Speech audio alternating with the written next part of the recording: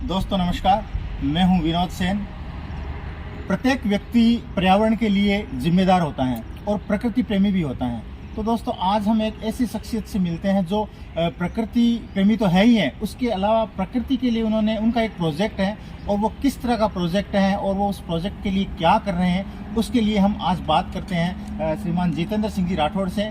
तो आइए हम उनसे पूछते हैं कि वो किस प्रोजेक्ट पे काम कर रहे हैं प्रकृति के लिए। मैं पहले ये पूछना चाहूँगा कि आप अभी जो प्रोजेक्ट कर रहे हैं वो कौन सा प्रोजेक्ट है और किस तरह की विचारधारा के साथ ये काम कर रहे हैं।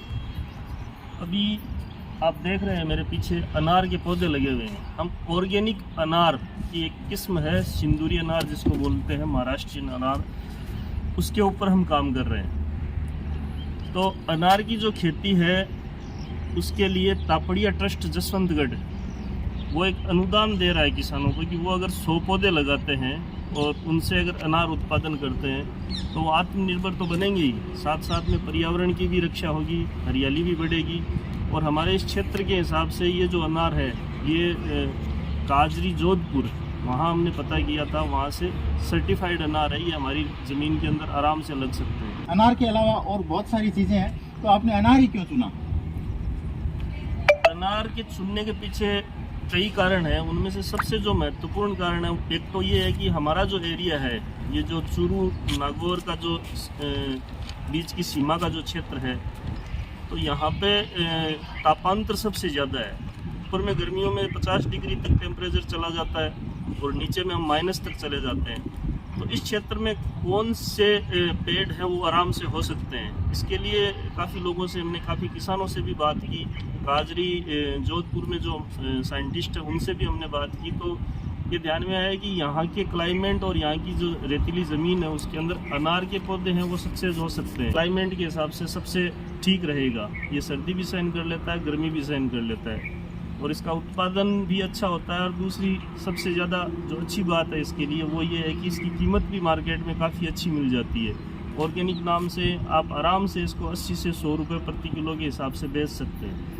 तो मैं ये पूछना चाहूँगा कि इस अनार के लिए कितनी जगह की आवश्यकता होती है और अनार के बीच में जो गैप है, वो दूरी है, वो कितनी होनी चाहिए? अभी जो हमने ये प्रोजेक्ट शुरू किया है उसको हमने एक छोटे स्तर पे शुरू किया है। एक मॉडल हम विकसित कर रहे हैं। हमने यहाँ पे 110 × 80 फीट, 110 फीट × 10 80 फीट का हमने एक एरिया लिया है, जिसमें हमने 104 अनार के पौधे लगाए हैं। इनके बीच की दूरी लगभग 9 फीट होती है। 9 फीट दूरी छोड़ने के पीछे कारण एक तो ये होता है कि जो पौधे की ग्रोथ होती है, इससे उनके बीच में थोड़ी जगह भी रह जाए। उसमें से फल वगैरह लेने के लिए भी किसान जब बीच में घूमता है, दवाई दी जाती है, उसकी खुदाई की जाती है, कटिंग की जाती है, उस समय वो आराम से बीच में घूम सके। दूसरा इसका जो महत्वपूर्ण कारण है दूरी छोड़ने का, वो है कि हम अगर बीच में भी इसके कोई दूसरी फसल लेना चाहें तो वो भी हम ले सकते हैं। जैसे सब्जियों के पौधे लगा सकते हैं, कुछ जैसे सीजनेबल जो भी सब्जी होती है उसके भी पौधे इसके अंदर लगाए जा सकते हैं। तो 2 काम एक साथ हो सकते हैं। बिल्कुल, हम अनार के पौधों के बीच में सब्जियां भी लगा सकते हैं, यानी कि एक पंथ दो काज। लेकिन इस जितना एरिया आपने बताया, तो उसमें कितनी लागत में ये सारा काम हो जाता है? वैसे तो देखा जाए तो ये सिंदूरी नस्ल की जो अनार है, जो महाराष्ट्र से मंगवाई जाती है, यहाँ भी आजकल काजरी में, बीकानेर में जो रिसर्च सेंटर है वहाँ भी इसको तैयार किया जाता है। हमने भी यहाँ कुछ पौधे तैयार किए हैं। तो लगभग लागत एक पौधे की 50 रुपये आती है। तो अगर हम 100 पौधों का एक बगीचा तैयार कर रहे हैं तो लगभग 5000 रुपये पौधों के लग जाते हैं, 10,000 रुपये ड्रिप सिस्टम के लग जाते हैं और 5000 रुपये हम ये मान सकते हैं कि खाद है, इसकी लगाई है। ऐसा करके 100 पौधों का एक आप बाग 20,000 रुपये के अंतर्गत लगा सकते हैं। लेकिन जब हम अनार लगाते हैं तो उसके कितने समय बाद जो अनार का जो फल है वो हमें प्राप्त होने लग जाता है? वैसे जो ये पौधे हैं, क्राफ्टेड पौधे जो होते हैं, उनमें 1 साल बाद में ही फल आना शुरू हो जाता है। लेकिन पौधे की अच्छी किस्म तैयार हो, पौधा अच्छी ग्रोथ करे, तो हम 1 साल इससे फल नहीं लेते हैं। इसके जो फूल आते हैं उनको हम झाड़ देते हैं और फिर दूसरी साल इनके फल आना शुरू होते हैं। तो दूसरी साल भी अगर पौधे को और ज़्यादा ग्रोथ देनी है तो एक बार दूसरी साल भी नहीं लेना चाहिए। तीसरी साल से हम अगर इनके फल लेंगे तो लगभग एक पौधे के हम 10 किलो तक फल प्राप्त कर सकते हैं। इस तरह के वातावरण में, एटमॉस्फेयर में ये पौधे लगाने चाहिए? कौन से महीने में ये पौधे लगाने चाहिए ताकि हम ज़्यादा से ज़्यादा फल प्राप्त कर सकें? इनको एक साल के अंदर हम 2 बार लगा सकते हैं। एक बार तो मार्च अप्रैल में ये पौधे लगाए जा सकते हैं। इसके अलावा अगस्त में भी हम पौधारोपण कर सकते हैं। तो अनार के पौधे को लगाने के लिए क्या किसी भी तरह की मिट्टी या किसी भी घर में या कहीं खेत में किसी भी तरह की मिट्टी में ये पौधे लगाए जा सकते हैं, या इसके लिए कोई विशेष मिट्टी होनी चाहिए?